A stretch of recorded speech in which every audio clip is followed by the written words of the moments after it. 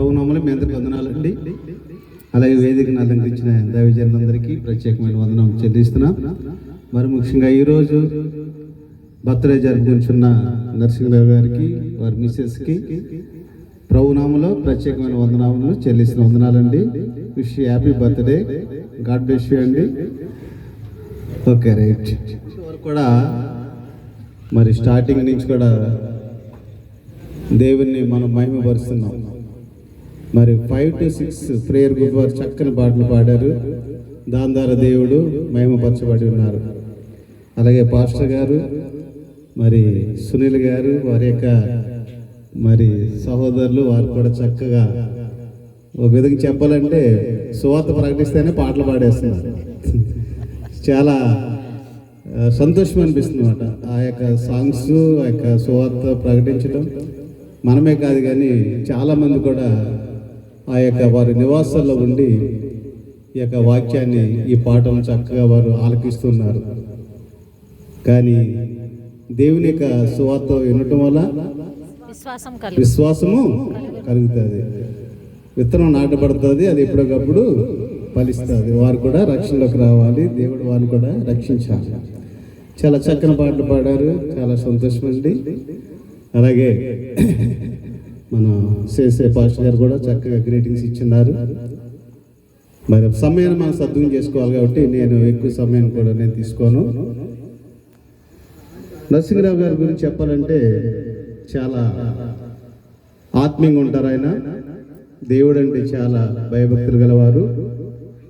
ఎప్పుడు కూడా ఆయన దేవుని సువార్తను ప్రకటించాలనుకుంటారు. వారికి మరి దృష్టి లేకపోయినా కానీ వారి మిస్సెస్ గారు చాలా చక్కగా ఆయన చూసుకుంటారని ఆయనే సాక్ష్యం చెప్తుంటారు. ఆయనకి 2 కళ్ళు లేకపోయినా కానీ 4 కళ్ళు ఉన్నట్లు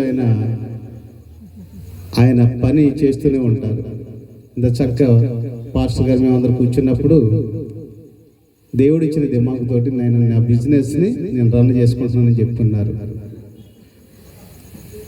ఏది ఏమైనా కానీ, కళ్ళున్నా కానీ, మనం ఏ పని చేయాలన్నా కానీ మనకి ఏముండాలండి? మనకి దిమాక ఉండాలి.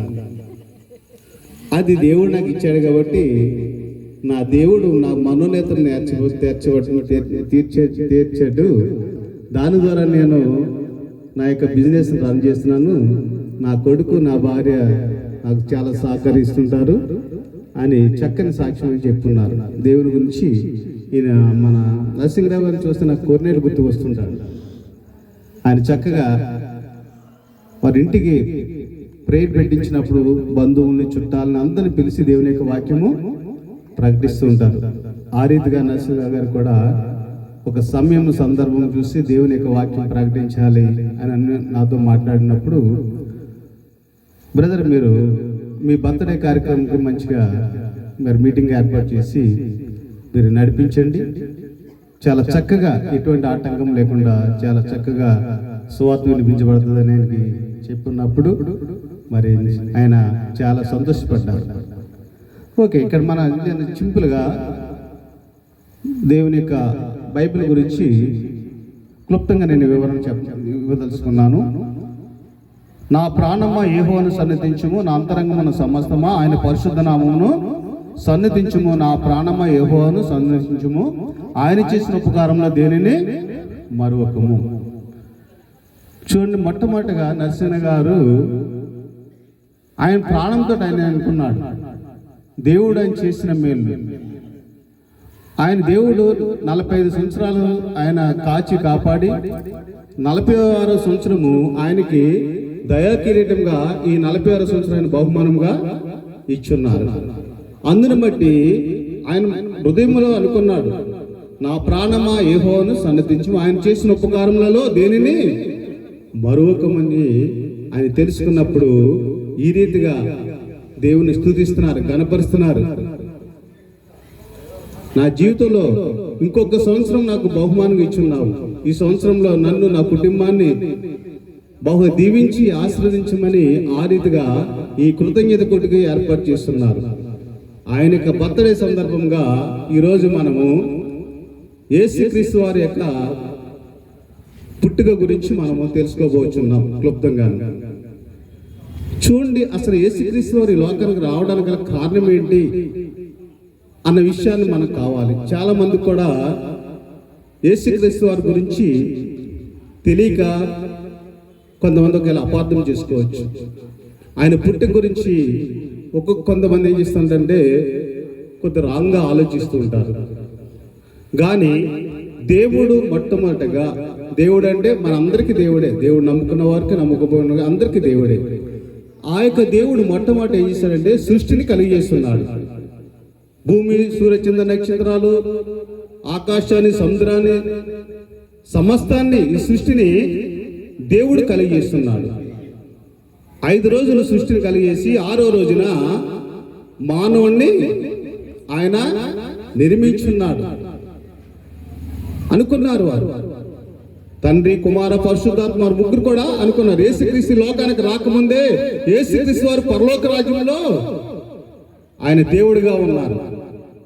ఆయన ఈ లోకానికి రాకముందే మన పోలికలు చెప్పిన నరులను చేయదమనుకుని నరులను నిర్మించున్నాడు దేవుడు. మట్టిని తీసి, ఆ మట్టి ఎక్కడో భూమిలో నుండి ఆవిరి కింద లేపి ఆ మట్టిని తీసి నరుని నిర్మించి ఆ యొక్క మట్టిలో ఆ యొక్క నరుల్లో జీవాత్మ ఉన్నప్పుడు మనుషుడు జీవాత్మ ఆయన. అలాగా నరుని నిర్మించిన తర్వాత ఆయన సరైన సాటైన సహాయాన్ని అవ్వని నిర్మించున్నాడు. ఆయన పక్కడెముకలో ఒక ఎముకని తీసి స్త్రీగా నిర్మించి మరలా తీసుకువచ్చి ఆదాముకి ఆయన చేర్చున్నాడు. అదే మొట్టమొదటిగా దేవుడు చేసిన వివాహము. అయితే దేవుడు ఒక తోటని ఏర్పాటు చేస్తున్నాడు. ఏదైనా తోటని ఏర్పాటు చేసి ఆ తోటలో ఈ తోటలో ఉన్న ఫలాన్ని మీరు తినవచ్చు, కానీ మంచి చెట్టు ఇచ్చే ఫలాన్ని మీరు తినకూడదని ఆయన ఆజ్ఞించున్నాడు. యెహోవా దేవుడు ఇచ్చినప్పుడు అలాగా రోజు చల్లపోట వేళ దేవుడు వచ్చి వారితో మాట్లాడుతూ వెళ్తూ ఉండేవాడు. ఈలోగా సాతాను వచ్చింది వీరి దగ్గరికి. సాతాను అంటే ఎవరండి? పరలోక రాజ్యంలో దేవునిలో ప్రధాన దూత అయి ఉన్నది. ఆ దూత ఆ దూత యొక్క చెడు ఆలోచనలు, చెడు తలంపుల ద్వారా దేవుడు ఆ దూతని శపించి ఈ భూలోకానికి ఆయన పంపించున్నాడు. ఆ దూత ఏం చేసిందంటే, నాన్ని కాక ఈ నరులను చేసుకుందామని వారి దగ్గరికి వచ్చి, మీరు ఆ పండు తినమునా మీరు సత్యధరని దేవుడు చెప్పున్నారా? తినకూడదని చెప్పున్నారా? మీరు ఆ పండు తిన్నట్లయితే మీరు దేవుని కంటే గొప్పవారు అవుతారు, మంచి తెలివి గలవారు అవుతారు, ఎంతో ఉన్నత స్థితిలో మీరు ఉంటారు అని వారికి నేత్రాశ కలిగజేస్తుంది, జీవపు డమ్మం కలిగజేస్తుంది, శరీరాశ కలిగజేస్తుంది. దానికి లోబడి వారు దేవుని యొక్క మాటను వ్యతిరేకించి ఆ పండును వారు తిన్నారు. దేవుడు వారికి ఆజ్ఞించున్నాడు. ఆయన మీరు ఈ పండు తినమన మీరు సత్యధరని చెప్పి ఉన్నప్పుడు వారు దేవుని మాటను వినకుండా ఆ చెడు స్వభావం కలిగిన సాతాను అంటే ఏది కాదండి, చెడు స్వభావం. ఆ చెడు స్వభావం కలిగి ఆ యొక్క పండును తిన్నప్పుడు వారు ఆ పండు తిన్న రోజునే వారు చనిపోయి ఉన్నారు. ఏ రీతిగా చనిపోయారండి వాళ్ళు? మరి చనిపోయింది మనందరం ఎక్కడి నుంచి వచ్చి వాళ్ళు మనం ఏ రీతిగా చనిపోయారండి? వాళ్ళు ఆత్మానుసారంగా చనిపోయారు. శారీరకంగా జీవిస్తున్నారు కానీ వారు ఆత్మానుసారమైన జీవితాన్ని వారు కోల్పోయి ఉన్నారు. ప్రేమని దేవుని బిడ్డలారా, ఈ రోజు మనము కూడా అంతే. దేవుని యొక్క ఆజ్ఞకు లోబడకుండా, ఆయన ఉపదేశానికి లోబడకుండా మన ఇష్టానుసారంగా మనం జీవిస్తున్నట్లయితే మనము కూడా ఆత్మానుసారంగా చనిపోయిన వారమే. శారీరకంగా మనం జీవిస్తున్నాం కానీ ఆత్మానుసారమైన జీవితాన్ని మనం కోల్పోయి ఉన్నాం. ఆ రీతిగా మానవుడు పాపంలో పడిపోయి ఉన్నాడు. అలాగుంటూ ఉండగా దేవుడు ఈ పాపమును లోకములో ఉన్నప్పుడు దేవుడు నోహోవుకు చెప్పాడు, చెప్పు, అందరికీ చెప్పు, ఓడలో ప్రవేశించమని, జల ప్రళయం వస్తుంది, మానవులందరూ నశించిపోతున్నారు అని నోహోవుకు చెప్పినప్పుడు అందరు కూడా ఏం చేశారంటే, అబ్బా జల ప్రళయం వస్తుందంట, ఓడ కడుతున్నాంట, ఓడలో ప్రవేశించాలంట, దాంట్లో ఉన్నవారు బతుకుతారట అని వీళ్ళ హేళన చేస్తారు నోహోవుని. ఆఖరికి దేవుడిచ్చిన ఆజ్ఞ ప్రకారంగా, మాట ప్రకారంగా నోహో వారి కుటుంబం అంతా కూడా ఓడలో ప్రవేశించున్నారు. ఓడలో ప్రవేశించిన వారు దేవుడు జల ప్రళయం రప్పించాడు. 40 రాత్రులు 40 పగలు ఆకాశవాకులు తూపులు విప్పి వర్షం కురిపించినప్పుడు మొత్తం అంతా కూడా కొండలు గుట్టలు అన్ని మునిగిపోయినాయి. ఆ ఓడలో ప్రవేశించిన వారు ఎవరు కూడా బ్రతకలేదు. ఆ ఓడలో 2 చెప్పిన జతల్ని ఆ ఓడలో నోహోవు దేవుడు చెప్పిన రీతిగా దాంట్లో ప్రవేశపెట్టినప్పుడు ఆ ఓడలో ఉన్న వారు, ఆయన కుటుంబము, ఆ యొక్క ఓడలో ఏదైతే జంతువులు గాని, పక్షులు గాని, పశువులు గాని ఏవైతే ప్రవేశించినా అవే బ్రతికున్నవి. అప్పుడు ఆ జల ప్రళయం వచ్చినప్పుడు దేవుడు ఏం చేశాడంటే ఒక సూచన పెట్టి ఉన్నాడు. చూడండి, వర్షం వచ్చినప్పుడు ఆకాశంలో ఇంద్రధనుసు వస్తుంది. చూస్తాం కదండి మనందరం కూడా. ఆ ఇంద్రధనుసు ఏం చేస్తాడు దేవుడు, ఏం చేస్తాడంటే, నేను మరలా ఈ జల ప్రళయం తోటి మానవులు నేను నశింపచేయను అని గుర్తుగా ఆ ఇంద్రధనుసు దేవుడు ఆకాశంలో పెట్టి ఉన్నాడు. అట్లాగా నోహో కుటుంబం దేవుడు రక్షించాడు. ఆ ఓడలో ప్రవేశించారు. దేవుని చెప్పిన మాట ప్రకారం ఓడలో ప్రవేశించారు, రక్షించబడ్డారు. ఈ రోజు ప్రేమ బిడ్డారా, క్రీస్తు అనే ఓడలో మనం ప్రవేశించినట్లయితే ఆయన యొక్క రాకడ సమయంలో మనం కూడా బ్రతకలేము, ఆత్మీయంగా జీవించలేము. దేవుని యొక్క రాజ్యములో, పరలోక రాజ్యంలో మనము ప్రవేశించలేము. ఇలాగ మానవులు అలా పాపంలోనే జీవిస్తున్నారు. మీరు పాపాలు చేస్తున్నారు, ఆ నోరు లేని జంతువులు వాటిని బలి అర్పిస్తూనే ఉన్నారు. కానీ దేవుడు చూశాడు, వీళ్ళ పాపం చేస్తున్నారు, వీరు హృదయాన్ని మార్చుకుంటలేదు, వీరు అపరాధాలు చేస్తున్నారు, పాపం ఇలాగే జీవిస్తున్నారు అని దేవుడు గ్రహించి వీళ్ళు రక్షించాలంటే ఒకటే ఒక మార్గం ఉన్నది. అదే ఆయన యేసుక్రీస్తుని లోకానికి ఆయన పంపించున్నాడు. పంపించి ఆయన ఈ లోకంలో మనం ఎట్లా జీవించాలి ఏంటి అని ఆయన నేర్పించే ఉన్నాడు. ప్రేమ అనే దేవుని బిడ్డ, ఆయన అన్నాడు, నేనే మార్గము, నేనే సత్యము, నేనే జీవము, నా ద్వారా తప్ప ఎవరు కూడా తండ్రి యొద్దకు రారు, దేవుని యొద్దకు రారు, పరలోక రాజ్యంలో చేర్చబడరని యేసుక్రీస్తు వారి లోకంలో వచ్చినప్పుడు ఆయన చెప్పి ఉన్నారు. చూడండి, యేసుక్రీస్తు వారి లోకానికి వచ్చి ఉన్నారు. ఆయన లోకానికి రాకముందు పరలోక రాజ్యంలో ఉన్నాడు. అంటే ఈ లోకంలోనికి రావాలంటే ఆయనకు ఒక శరీరం కావాలి. అందుకనే కన్యక గర్భమున ఆయన జన్మించున్నాడు. పరిశుద్ధాత్మ కన్యకను మరియను కమ్ముకొని ఉన్నప్పుడు, ఆమె గర్భం ధరించినప్పుడు ఆ రీతిగా యేసుక్రీస్తు వారు ఈ లోకంలోని కన్య గర్భం ద్వారా ఈ లోకంలో ఆయన శరీరధారిగా ఈ లోకంలోనికి ఆయన వచ్చిన్నాడు. మనందరి యొక్క పుట్టుక వేరు, క్రీస్తు యొక్క పుట్టుక వేరు. మనందరి పుట్టుక ఎలాగా? ఒక స్త్రీ పురుషుడు కలయిక ద్వారా మనందరం కూడా జన్మించున్నాం మనం. కానీ యేసుక్రీస్తు వారు అలా జన్మించలేదు. తండ్రి యొక్క ఆ మహాశక్తి ఆమెను కమ్ముకొని ఉన్నప్పుడు ఆ రీతిగా గర్భము ధరించి ఆరి శరీరధారికి లోకానికి వచ్చిన్నారు. ఏ మానవుడిని దేవుడు తయారు చేసిన వాడు దేవుడి లోకంలోనికి ఆయన డైరెక్ట్ గా రాలేడా? రాగలడు. కానీ దేవుడు ఏమన్నాడు? దేవుడు ఆత్మ గనుక ఆయన ఆరాధించిన వారు ఆత్మ సత్యంతోనే ఆయన్ని ఆరాధించాలి. అందుకనే ఆ ఆత్మకి ఒక శరీరం కావాలి. ఆ శరీరం కావాలి కాబట్టి ఆ కన్యక గర్భం ద్వారా యేసుక్రీస్తు వారి లోకంలోనికి ఆయన ప్రవేశించున్నారు. ప్రవేశించి మన పాపాలు మన అపరాధాల నిమిత్తమే ఆయన ఈ లోకంలోనికి జన్మించున్నాడు. అంటే యోహాను సువార్త 3 అధ్యాయం 16 చదువుకుందాం.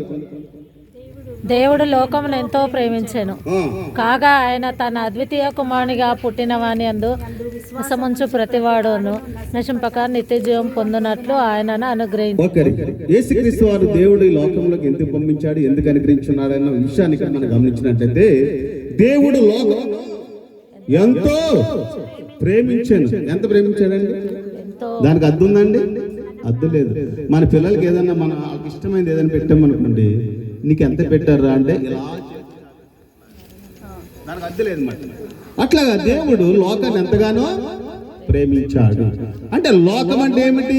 గురుజాడ అప్పరాజు గారు అన్నారు, చిన్న చదువుకున్నప్పుడు పద్యాల్లో ఉన్నది, లోకం అంటే మట్టి కాదే, లోకం అంటే మనుషులు. అలాగే ఈ లోకంలో ఉన్న ప్రతి ఒక్కరిని కూడా దేవుడు ప్రేమిస్తున్నాడు. ఎందుకు ప్రేమిస్తున్నాడు? ఈ రోజున మనల్ని ప్రేమిస్తున్నాడండి. దేవుడు నమ్ముకున్నాము, మనం ఇక్కడ ఉన్నాక మనల్ని ప్రేమిస్తున్నాడా? నమ్ముకోపోయినా ప్రతి ఒక్కరు కూడా, మనందరూ కూడా ఆయన బిడ్డలమే. మనందరూ కూడా ఆయన ప్రేమిస్తున్నాడు. మనందరి గురించే యేసుక్రీస్తు వారు ఆ శిలువలో రక్తం చిందించున్నారు. చూడండి, ఎందుకు మనం ప్రేమిస్తున్నాడు ఈ లోకంలో ఉన్న వారు ప్రతి ఒక్కరిని కూడా. దేవుడు లోకమును ఎంతో ప్రేమించాను, కాగా ఆయన తన అద్వితీయ కుమారునిగా పుట్టిన వాని యందు, ఎవరైనా పుట్టాలండి? అద్వితీయ ఆయన కుమారుని ద్వారా పుట్టిన వారు. ఈ రోజు మనం యాక్చువల్గా చేసుకోవాలంటే, దేవుని నమ్ముకున్న వారు బర్త్డే ఎప్పుడు చేసుకోవాలి చెప్పండి? ఎప్పుడు చేసుకోవాలండి? నిజమైన బర్త్డే ఎప్పుడండి? ఆయన కుమారుని ద్వారా పుట్టినప్పుడు. మన తల్లి గర్భంలో పుట్టినట్లయితే మన పరలోక రాజ్యంలో మనం చేర్చబడం. మనం తిరిగి మనము జన్మించాలి. ఏ రీతిగా? మన పాపాలు మనం ఒప్పుకోవాలి. నేను పాపిని. పాపం అంటే ఏంటి? ఏదో పెద్ద తప్పు చేస్తే పాపం అని మనం అనుకుంటాం. ఆజ్ఞ అతిక్రమమే పాపము. ఆదాము ఏ పాపం చేశారు? ఆజ్ఞను అతిక్రమించారు, వారు పాపం చేశారు. ఇంకో విషయం తెలుసండి, భయంకరంగా ఒక వ్యక్తిని గాక మనం వెద్దుడు అన్నట్లయితే మనం ఎంత పాపం చేసినట్లండి? నరహత్య చేసిన దాంతో సమానమాట. అంటే దేవుడు లోకాన్ని ప్రేమించాడు కాబట్టి ఎవరు కూడా ఆయన వెద్దుడు అనలేదు. నశించిన దాన్ని వెతికి రక్షించడానికి లోకానికి నేను వచ్చానంటాడు. అందుకనే ప్రేమ అని దేని బట్టి ఎవరు కూడా వెద్దురాలని కూడా మనం ఎవరు కూడా అనవద్దు. ఒకవేళ ఆ రీతిగా మనం అన్నట్లయితే నరహత్య చేస్తున్నట్లంటే, అంటే వారిని ఏం చేస్తున్నాం? మనం వారిని రక్షించట్లేదు. మనం రక్షించకుండా వారిని ఏం చేస్తున్నామో దూరపరుస్తున్నాం. వెద్దుడు అంటున్నాం మనం. ఒకవేళ పాపంలో జీవించవచ్చు, కానీ ఆ పాపా నుంచి విముక్తి కలిగి చేయడానికే దేవుడు లోకాన్ని ప్రేమించాడు. అందుకని లోకానికి యేసుక్రీస్తు వారు వచ్చున్నారు. చూడండి, అద్వితీయ కుమారునిగా పుట్టిన వాని యందు విశ్వాసం ఉంచు ప్రతివాడు నశింపక నిత్య జీవం పొందినట్లు ఆయనను అనుగ్రహించాను. ఎందుకు యేసుక్రీస్తు వారు దేవుడు మనకు అనుగ్రహించున్నాడండి? మనం నశించుకోకుండా నిత్య జీవంలో మనకి ప్రవేశించాలని, పరలోక రాజ్యంలో ప్రవేశించాలని, స్వర్గములో మనం ప్రవేశించాలని, నరకంలోనికి వెళ్ళిపోవడానికి యేసుక్రీస్తు వారి లోకానికి రాలేదు. నరకానికి మనం వెళ్ళడానికి ఆయన శిలువలో రక్తం చిందించలేదు. ఆయన రక్తం ద్వారానే మన పాపములు కడిగివేసి పవిత్రపరిచి మన పరలోక రాజ్యంలో చేర్చడానికి ఆయన శిలువలో మరణించున్నాడు. కానీ ఆయన మరణించున్నాడు, మరలా ఆయన తిరిగి లేచి మూడో రోజున తిరిగి మళ్ళీ అహరోనయ్యి మళ్ళీ ఎక్కడికి వెళ్ళిపోయాడు? ఆయన పరలోకానికి వెళ్ళిపోయాడు. తండ్రి కుడి పార్వశుని కూర్చున్నాడు. మన పక్షాన ఆయన మొరపెడుతున్నాడు దేవునికి. ఆయన దేవుడై ఉన్నాడు. ప్రేమ దేవుని బిడ్డలారా, ఈరోజు మనం గమనించినట్లయితే ప్రతి ఒక్కరము కూడా ప్రతి మోకాలు యేసు నామములో వంగి ఏం చేయాలండి? ప్రార్థన చేయాలి. తెలుసో తెలియకో ప్రతి ఒక్కరు కూడా ఆయన్ని ప్రతిరోజు జ్ఞాపకం చేసుకోకుండా ఉండలేరు. దేవుని నమ్ముకోకపోయినా ప్రతిరోజు ఆయన జ్ఞాపకం చేసుకుంటున్నారు. కానీ ఆ విషయం కొందరు తెలుసుకోలేకున్నారు. ఎలాగ జ్ఞాపకం చేసుకున్నారు తెలుసండి? క్రీస్తు పూర్వము, క్రీస్తు శకము.